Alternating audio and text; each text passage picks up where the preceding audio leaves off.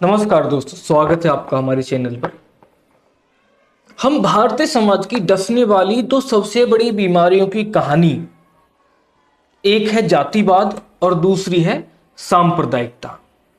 लेकिन इन सबके बीच जिस फिल्म की हम बात कर रहे हैं, उस वह फिल्म एक इकलौती उम्मीद को भी जिंदा रखती है और इन सब दीवारों को तोड़ देती है। यह फिल्म हमें बताती है कि कोई सपना जो आपने देखा है वो किसी दूसरे सपने की बलि दिए बिना या उसको सेक्रीफाइस किए बिना पूरा नहीं हो सकता, मतलब कभी भी पूरा नहीं किया जा सकता।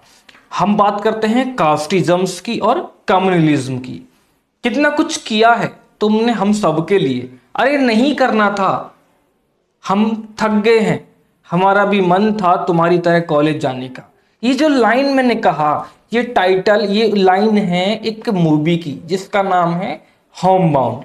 आगे चर्चा करते हैं, समझ में आएगा। इस समाज में दलित होने के कारण जो अपमान सहना पड़ता है या जो मुसलमान होने के कारण जो अविश्वास सहना पड़ता है, वह कहानी यही बताती है। कोई जब पूछता है कि बताओ तुम्हारा नाम क्या है, तो आप अपना नाम बताते हैं। फिर पूछते हैं कि वो पूछता है कि पूरा नाम क्या है, तो पूरा नाम पूछना वही पूछना है कि भाई कौन जात हो। 2020 में जब अचानक लॉकडाउन लगा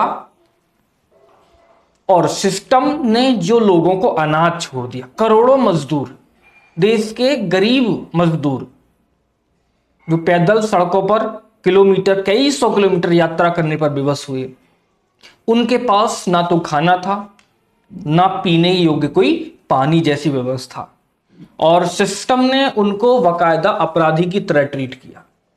यह होमबाउंड फिल्म इसी कड़वी सच्चाई को दिखाती है।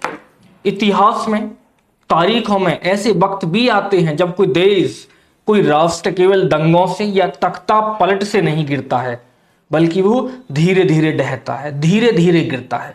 उन हाईवेज पर जो धूप से तप चुके हुए हैं, उन वेटिंग रूम्स में जो प्लास्टिक की कुर्सियों से भरे होते हैं, उन एप्लीकेशन के फॉर्म्स में जो सीधे सीधे किसी ने खारिज कर दिया और एक लंबे समय तक के लिए उन्हें टाल दिया गया, और इससे उम्मीद मुरझा जाती है। तो कोई देश जब ढहता है तो सिर्फ एक कारण से नहीं देता है कि तख्ता पलट होता है, वो इन सब कारणों में ढहता है। जो आर्ट है, जो कला है, कला में यही काम होमबाउंड करती है। हाल ही में इस फिल्म में इसी तरह के पतन को समझाती है। यह फिल्म जो है वो हमको इसी तरह के पतन को समझाती कि एक देश धीरे धीरे कैसे ढहता है। एक फिल्म जो अन्याय को जोर जोर से नहीं चीखती है, बल्कि धीरे से आकर हमारे कान में फुसफुसाती है और हमें ध्यान से सुनने के लिए मजबूर कर देती है। असल कहानी जिसने इस फिल्म होमबाउंड को प्रेरित किया, वह 2020 के लॉकडाउन के दौरान एक तस्वीर जो सबके सामने आई, एक तस्वीर जो अचानक हर जगह दिखाई देने लगी लॉकडाउन के दौरान। वो किसी सेलिब्रिटी की तस्वीर नहीं थी, किसी नेता की भी तस्वीर नहीं थी। वह तस्वीर थी एक हाईवे के किनारे बैठे हुए दो नौजवानों की तस्वीर, दो युवकों की तस्वीर, जिसने पूरे देश को झकझोर दिया था। उनमें से एक प्यास और तेज बुखार से निढाल होकर गिर रहा था और दूसरा उसे किसी बच्चे की तरह अपनी गोद में समेटे हुए था। उसकी आंखों में गहरी बेबसी थी, लेकिन साथ ही एक खामोश बगावत भी उनकी आंखों में दिखाई दे रही थी। उस समय इस तस्वीर को उस पल की क्रूरता के प्रतिकार के रूप में देखा गया और यह याद दिलाने की कोशिश की गई कि दोस्त, दोस्ती अभी जिंदा है। भले ही सिस्टम फेल हो चुका हो या सिस्टम मर चुका हो, लेकिन दोस्ती अभी भी कायम है। यह सिर्फ दोस्ती का दृश्य नहीं था, यह तस्वीर भारत के सामने एक आईना थी, एक दर्पण थी। जिस युवक ने अपने दोस्त को थाम रखा था उसका नाम था मोहम्मद सयूब,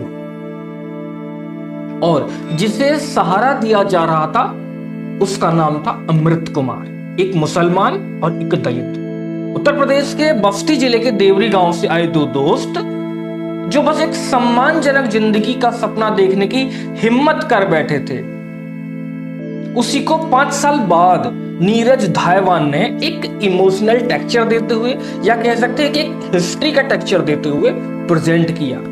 ये जो तस्वीर भारत में जमा हुआ वक्त था उसको दिखाती है। उसे नीरज धायवान ने जीवंत किया, सांस दे दी, इतिहास बना दिया, भावनाएं दे दी और उसे मूवी के रूप में प्रेजेंट कर दिया। और जिसकी बात हम कर रहे हैं उस मूवी का नाम है होमबाउंड। वह इस पर चर्चा करती है कि कैसे कला कई बार उन चीजों को रेखांकित करती है जिन्हें हम नजरअंदाज करना चाहते हैं। नीरज धायवान की यह फिल्म बसारत पीर के न्यूयॉर्क टाइम में छपे सयूब और अमृत की कहानी पर आधारित है। उसी को बेस बनाकर बनाया गया। यह केवल लॉकडाउन की मूवी नहीं है, यह भारतीय समाज को डसने वाली 2 सबसे बड़ी बीमारियों की कहानी है, जिसमें पहला है जातिवाद और दूसरा है सांप्रदायिकता। लेकिन इसके बीच यह फिल्म पीसफुल को एग्जिस्टेंस को, यानी साथ जीने की अटूट चाह को भी जिंदा रखती है, दर्शाती है। बहुत बार फिल्में केवल एंटरटेन करती हैं, फॉलो अप्स देती हैं, लेकिन कुछ फिल्में चुपचाप आपके दिल में बैठ जाती हैं। होमबाउंड वैसी ही फिल्म है। यह फिल्म बताती है कि पुलिस की नौकरी दोस्त केवल तनख्वाह नहीं है, यह सम्मान है, गरिमा की लड़ाई है। और अंत में यह फिल्म हमें याद दिलाती है कि एक इंसान का वजूद कभी उसकी जात से बड़ा नहीं हो पाता है। आजादी के इतने साल बाद भी ये आपको देखने को रहेगा और आजादी का हर दावा केवल कागजी नारा ही रह जाता है। धन्यवाद।